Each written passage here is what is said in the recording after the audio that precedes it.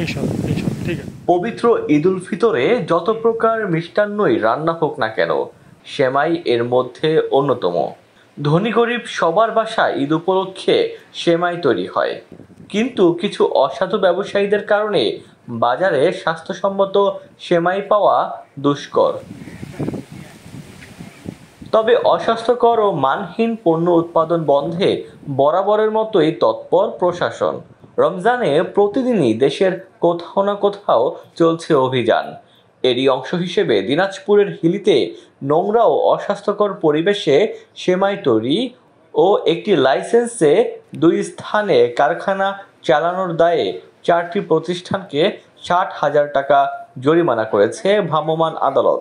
সেই সাথে একটি কারখানাকে সিলগালা করে বন্ধ করে দিয়েছে আদালত।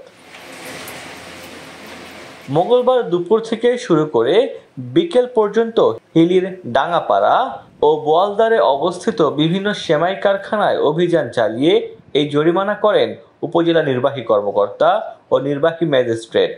এ সময় সেখানে বিএসটিআইয়ের দিনাজপুর কার্যালয়ের ফিল্ড অফিসার ইশতিয়াক আহমেদ উপস্থিত ছিলেন।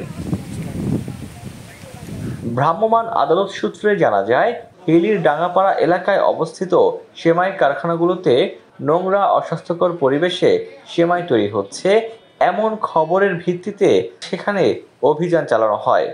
এ সময় একটি লাইসেন্সে 2টি স্থানে কারখানা পরিচালনা, নোংরা ও অস্বাস্থ্যকর পরিবেশে সেমাই তৈরি ও কৃত্রিম রঙের ব্যবহার করা হচ্ছিল এমন অভিযোগের ভিত্তিতে 4টি সেমাই কারখানাকে 60,000 টাকা জরিমানা করা হয়েছে। এছাড়া একটি কারখানার লাইসেন্স না থাকায় সেটি সিলগালা করে দেওয়া হয়েছে। জনস্বার্থে এ ধরনের অভিযান চলমান থাকবে বলেও জানিয়েছে ভ্রাম্যমাণ আদালতের নির্বাহী ম্যাজিস্ট্রেট। ডেস্ক রিপোর্ট, দৈনিক ডেস্টিনি।